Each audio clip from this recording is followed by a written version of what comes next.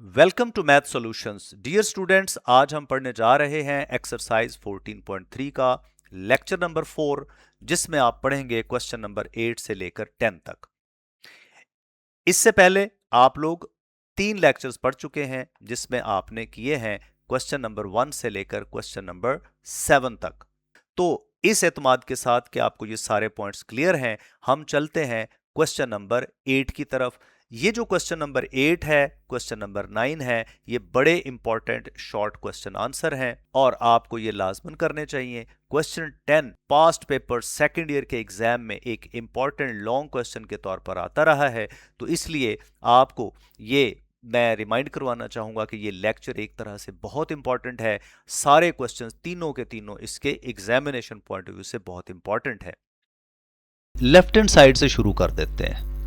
ए cross B plus सी, बहुत easy है, short answer question आता है, ये लॉन्ग क्वेश्चन नहीं आता, right. B cross C plus A plus C cross A plus B. बहुत से बच्चे पूरी इक्वेशन को लेके चलते हैं और एंड पे 0 इक्वल टू 0 प्रूव कर देते हैं। ये एक अच्छा तरीका नहीं है। राइट साइड तो होती 0 है, उसे क्यों लिखते हैं? सिर्फ लेफ्ट साइड को 0 प्रूव करना है ना, तो लेफ्ट साइड को लेके चलें। ब्रैकेट खोलें जी डिस्ट्रीब्यूटिव प्रॉपर्टी से, A cross B plus A cross C plus B cross C plus B cross A plus C cross A plus C cross B. मैं आप लोगों को इनवाइट करता हूं, सोचें, ढूंढें क्या सेम क्रॉस प्रोडक्ट दो दफा नजर आ रही है इस एक्सप्रेशन में। ए क्रॉस बी नजर आ रहा है और साथ बी क्रॉस ए है, तो ये इन दोनों का आपस में रिलेशन हमने पढ़ा हुआ है। वो भी मौजूद है, बिल्कुल सही है, ये भी मौजूद है जी, ठीक है। यानी हर एक का रिवर्स ऑर्डर वाला मौजूद है जो कम्यूटेटिव प्रॉपर्टी सेटिस्फाई नहीं करता। अगर उसका ऑर्डर चेंज करना चाहे तो क्या करें? हम पहले तीनों को कुछ नहीं कहते, पड़े रहने दें, आखिरी तीनों का रिवर्स करते हैं ऑर्डर। What will happen? लो जी, बी क्रॉस ए को लिखना चाह रहा हूं ए क्रॉस बी, तो this will be minus A cross B. C cross A को लिखना चाह रहा हूं A cross C, minus A cross C. इसको लिखना चाह रहा हूं minus B cross C. So what will happen? क्या होगा? ये इससे कैंसल, ये इससे कैंसल, ऑल आर कैंसल्ड। हमारे पास आंसर क्या आ जाएगा? 0 वेक्टर, जो कि राइट हैंड साइड आ गए। इतना ही आना चाहिए ना, शॉर्ट आंसर क्वेश्चन है, इसमें तो लंबी चौड़ी बात कोई नहीं है। आगे बढ़ते हैं। क्वेश्चन नंबर 9 इज, इसमें कहते हैं कि if A plus B plus C equal to 0 vector, given क्या है? गिवन है a plus B plus C equal to 0 vector. This is number 1। बेटा ध्यान से देखिए, जो प्रूव करना है उसमें 2 इक्वालिटीज है, तो आप पहले इस पे फोकस करें। पहला हिस्सा क्या है? a cross B equal to B cross. इनमें कॉमन क्या है? b, तो आपने लिखना है taking cross product with b, taking cross product with b, और क्रॉस प्रोडक्ट ले लें, a plus B plus C cross B और equal to 0 vector cross b vector. Right पे तो 0 वेक्टर ही रहेगा, लेफ्ट पे ब्रैकेट खोल दें, a cross b plus b cross b plus c cross b। अब आपके नॉलेज का इम्तिहान है, इसमें से एक प्रोडक्ट का आपको वैसे ही पता चल जाएगा। कौन सी? बी स्क्वायर कहां है? बी क्रॉस बी का आंसर क्या होता है? 0 वेक्टर। क्या होता है? Self cross product is 0। C cross B को मैं देखो नहीं चाहिए, हमें बी क्रॉस सी चाहिए, तो ऑर्डर चेंज करेंगे, minus B cross C equal to 0। Shifting other side, A cross B is equal to B cross C. This is equation number 2। ये पहला हिस्सा देखिए हमने प्रूव कर दिया, फर्स्ट पार्ट इज डन। अब आप आगे बढ़ते हैं, नेक्स्ट पार्ट क्या है? B cross C is equal to C cross A। बिल्कुल सही, हम लिखेंगे taking cross product by C on both sides of 1। क्योंकि 1 से रिलेटेड है ना ये सारा। तो लिखेंगे a plus B plus C cross C is equal to 0 cross C. Expand कर दे जल्दी से, ये 0 वेक्टर रहा, ये बना a cross C plus b cross C plus c cross C. इसकी वैल्यूज बताइए प्लीज। a क्रॉस सी हमें नहीं चाहिए, हमें क्या चाहिए, c cross a।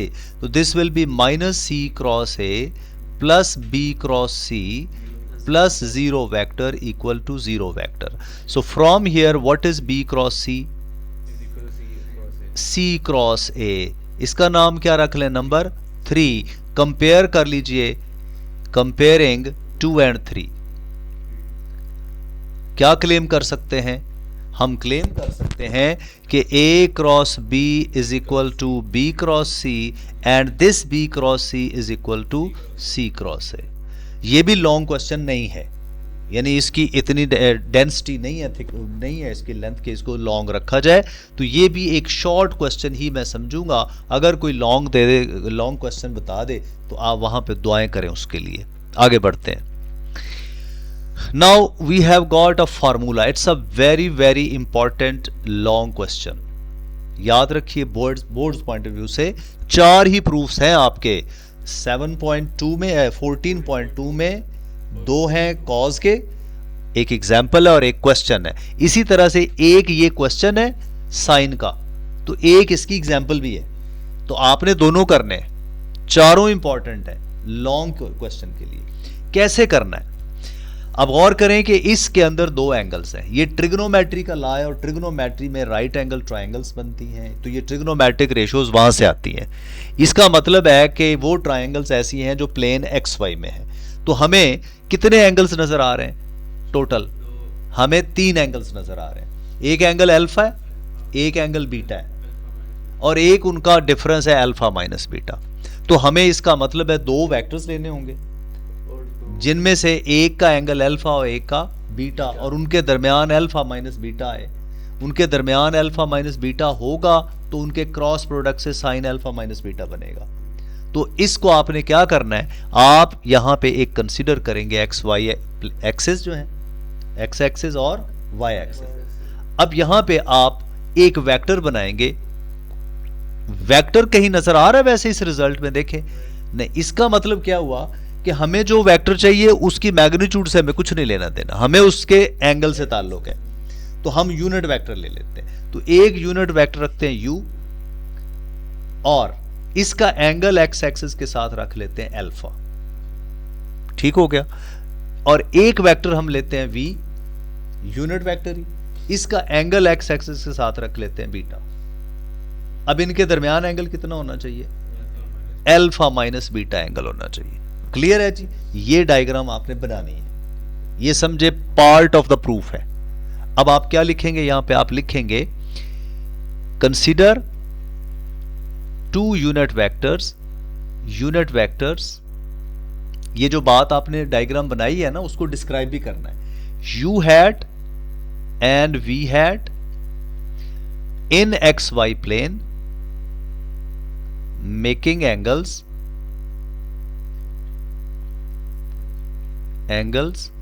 alpha and beta respectively with positive x axis। Clear है जी, बना लिए हमने। अब मुझे वेक्टर u लिखना है। Now vector u is equal to what. बच्चों वेक्टर लिखने का क्या तरीका होता है, लिखने का तरीका होता है कि इसका x कंपोनेंट साथ आई, इस वेक्टर का x कंपोनेंट, ये साथ वेक्टर नहीं आएगा, प्लस इसी वेक्टर का y कंपोनेंट साथ j।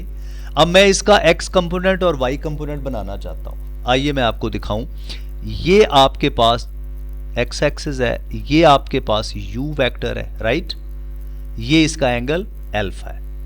इस पे परपेंडिकुलर ड्रॉ करें तो ये इतना हिस्सा जो है ये ux है, इसका x कंपोनेंट, और ये जो इतना हिस्सा है ये इसका y कंपोनेंट है, uy।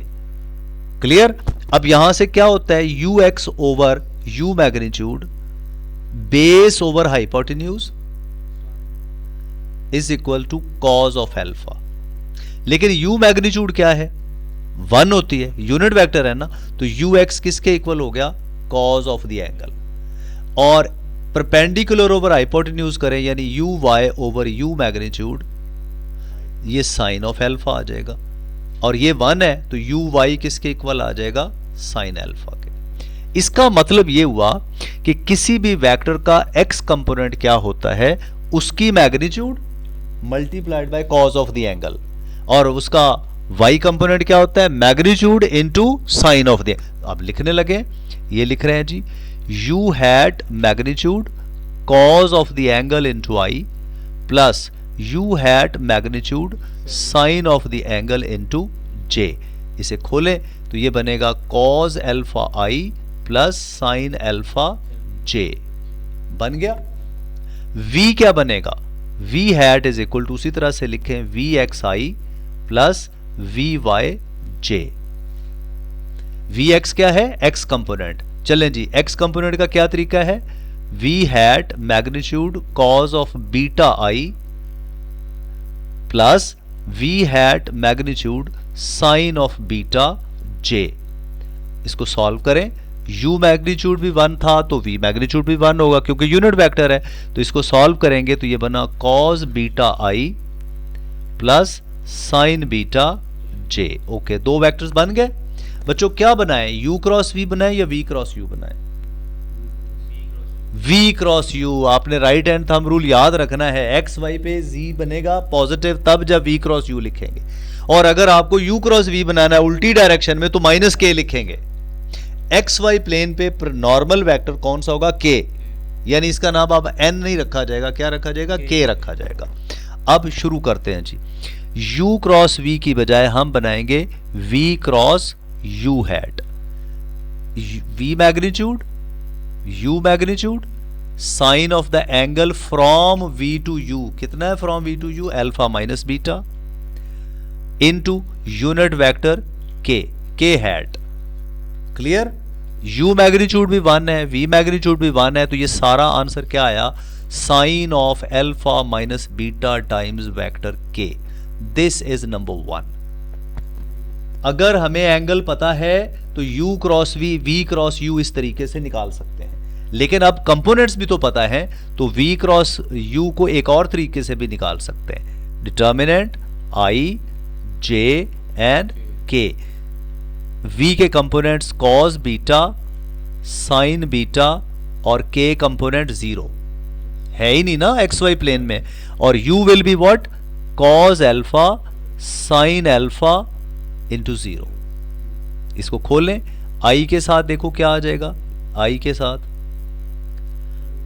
साथ आ जाएगा sign beta into 0 minus cos beta, तो ये 0 आ जाएगा, माइनस j के साथ क्या आ जाएगा, कॉस बीटा इंटू 0 0 माइनस ये भी 0 आ गया, प्लस k के साथ क्या आ जाएगा, बोलिए, साइन अल्फा कॉस बीटा, बिल्कुल सही कह रहे हैं, sign alpha cos beta minus cos alpha sine beta.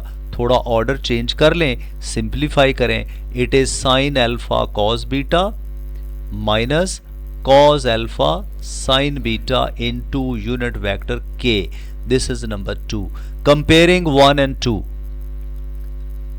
1 और 2 को कंपेयर करें तो क्या होना चाहिए, sine of alpha minus beta times k is equal to sine alpha cos beta minus cos alpha sine beta times k। दोनों तरफ vector unit तो सेम है तो मैग्नीट्यूड भी सेम होनी चाहिए। इसका मतलब है sine of alpha minus beta should be equal to sine alpha cos beta minus cos alpha sine beta. दो वेक्टर्स अगर इक्वल होते हैं तो उनके रेलेवेंट कंपोनेंट्स भी नहीं, प्लस कैसे आता है, बीच में माइनस आया तो प्लस कैसे आ जाएगा, वो गलत है, इसको सही कर लें, दिस इज अ मिस्टेक, इसको ठीक कर लीजिएगा। इसके साथ ही ये क्वेश्चन कंप्लीट हुआ। हम आगे बढ़ते हैं नेक्स्ट ग्रुप ऑफ क्वेश्चंस की तरफ, जो कि हैं क्वेश्चन नंबर 11 से लेकर 16 तक। लेकिन ये करने के लिए आपको वेट करना होगा लेक्चर नंबर 5 का। तो आप अब तक ये सारे क्वेश्चन 10 तक कर चुके हैं इस एक्सरसाइज के। होपफुली आपने अच्छी प्रैक्टिस कर ली होगी, तो मेरी बेस्ट विशेस आपके साथ हैं। इनके नोट्स तैयार कीजिएगा, इनके पॉइंट्स याद रखिएगा और एग्जामिनेशन की तैयारी कीजिएगा। Wishing you best of luck.